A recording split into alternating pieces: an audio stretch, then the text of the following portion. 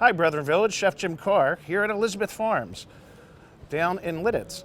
I'm here with JB Bernstein today to give you a tour of Elizabeth Farms where they're locally raising Mangalitsa pigs. We will be featuring this in our Love of Food segment, so please enjoy the tour.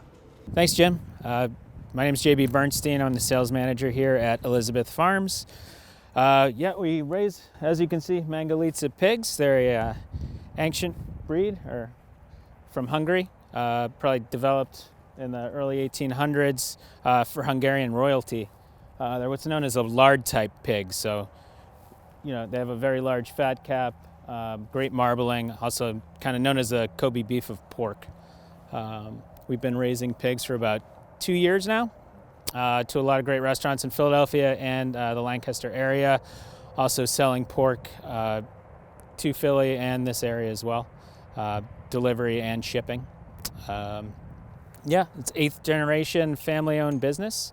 My father-in-law, Bill Coleman, started this as a Christmas tree farm about 30 years ago, and then with his partner Steve, decided to start raising heritage breed pigs.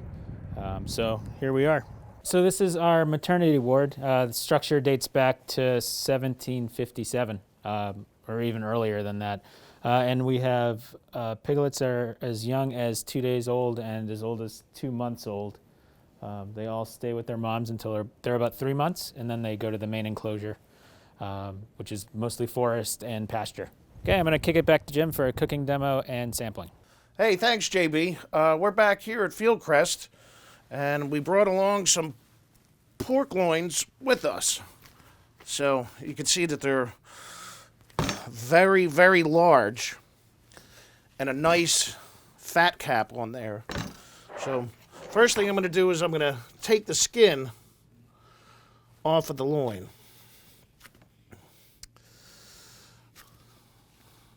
The Mangalitsa has 3 times the amount of fat cap on it than the standard breed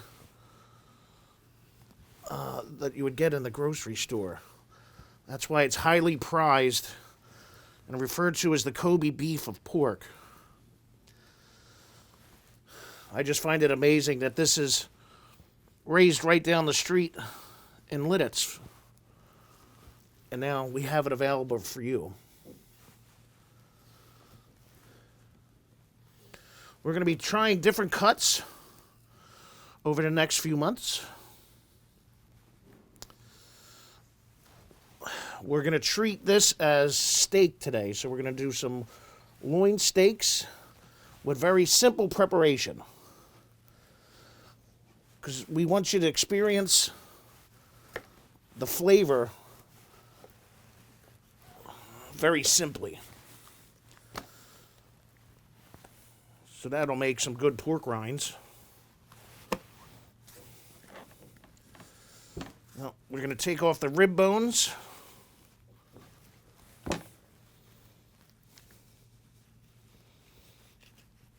Just follow along the bone line.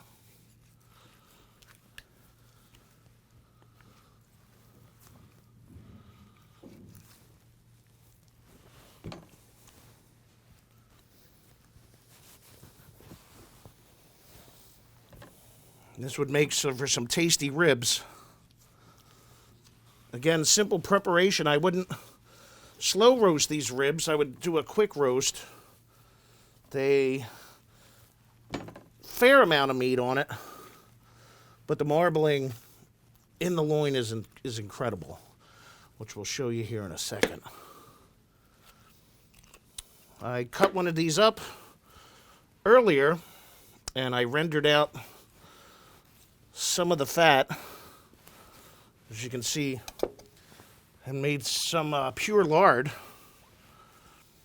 which lard gets a bad rap from people with health concerns, but just remember, everything in moderation. The flavor of this fat cap is like that of butter.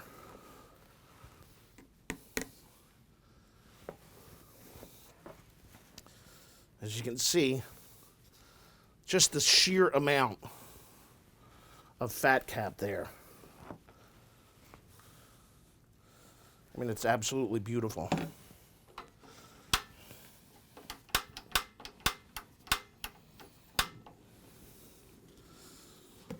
going to fire up an iron skillet. Again, keeping with the simple preparation so you can get the full flavor.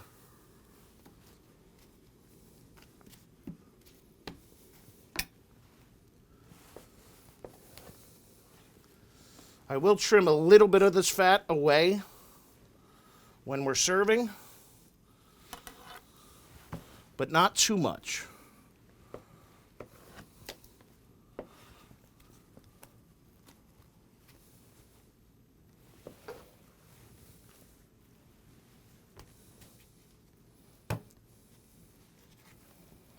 I think we'll use this piece. Just trim that down. I'm going to save those.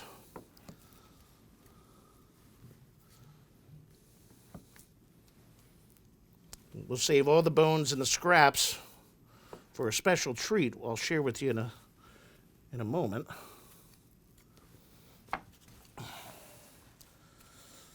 So I'm going to start with just a loin steak.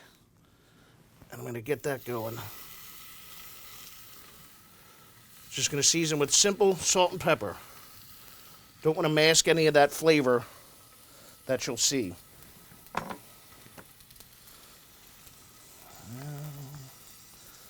then you have the back ribs.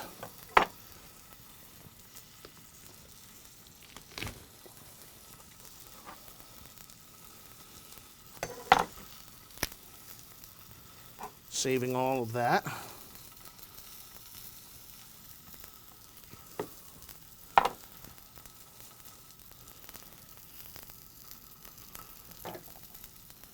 And then also, there's a pork tenderloin inside that rib cage.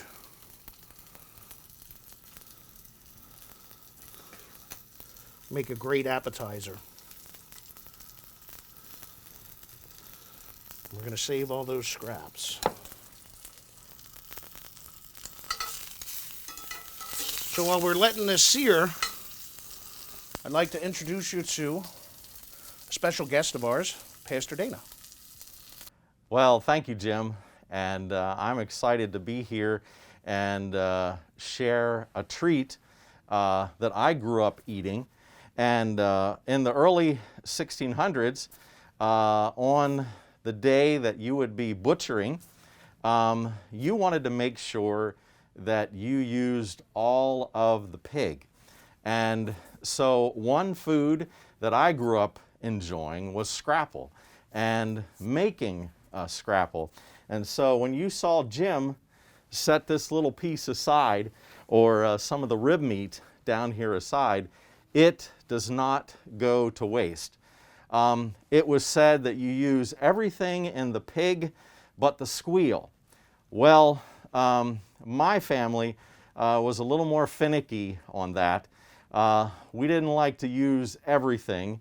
Everything had its place, but there are these great bones and also the head of the pig that has lots of really good meat on it. If there are some places that specialize on special cuts, for instance, like the cheek of the pig as well. And so what Jim and I are experimenting with is a recipe that I grew up with. Again, taking all the bones, and we're actually going to use some better meat than the Scrapple that you would get in a grocery store. But you, for several hours, you boil down the meat and the bones, and then you throw away the parts that you don't want to use, and you take that meat and set aside. We will strain the broth from the bones, and then we'll put it back in the pan, and we'll put in cornmeal and buckwheat flour, and we'll boil that for about a half hour. and then we'll grind up the meat that we have and put that in there as well. And then you will have what they call scrapple. Now, one of the things why using buckwheat flour and cornmeal back in the time, and especially in this area, actually scrapple is a Pennsylvania Dutch thing. Many of you may be saying scrapple, never heard of it, and after I've heard you describe it, Pastor Dana, I'm not sure I even want to eat it.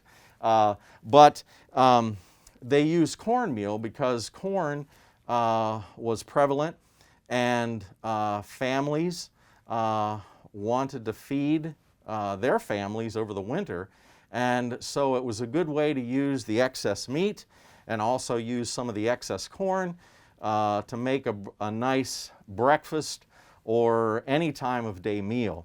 Now, some people have different ways that they eat scrapple. Some people like putting apple butter on it. Some people like putting ketchup on it. That's not what I put on it. I usually I grew up using molasses or some sort of syrup to put on that. And it was a nice crispy breakfast treat.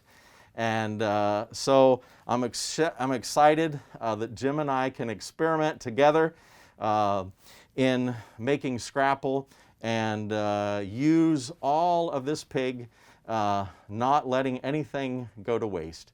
And so Jim, back to you for the final product. And thank you, Pastor Dana.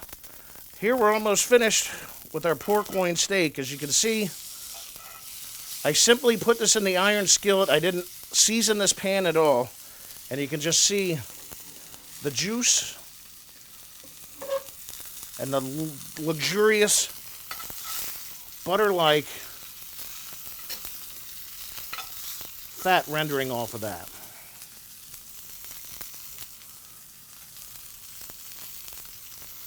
So we'll be running these specials for different cuts for the next couple of months. We'll be trying different parts of the pork. We're going to start with the loin and then go with the ribs. We'll get some bellies in. We'll cure some bacon, and of course the lovely scrapple that we're going to make with Pastor Dana and serve that on Sunday brunch.